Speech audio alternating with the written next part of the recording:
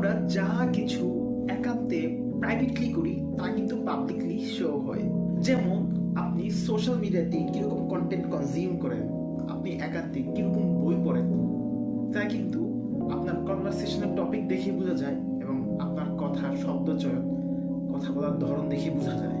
ঠিক তেমনি ভাবে আপনার খাদ্যাভ্যাস কিরকম, আপনার ফুড হ্যাবিট কিরকম তা বোঝা যায় আপনার বডির এনার্জি লেভেল দেখে, আপনার কর্মস্পৃহা দেখে, ফিজিক্যাল অ্যাপিয়ারেন্স দেখে।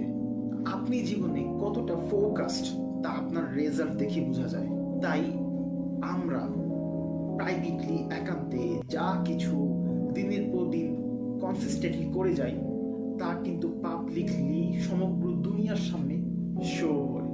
তাই প্রাইভেটলি আমরা কি করছি, আমাদের হ্যাবিটগুলো, আমাদের ন্যাচারগুলো, বিহেভিয়ারগুলো যদি আমরা কারেক্ট করতে পারি, আরো প্রোডাক্টিভ করতে পারি, তাহলে কিন্তু পাবলিকলি আমরা আরো বেটার পারফর্ম করতে পারবো ইনশাআল্লাহ।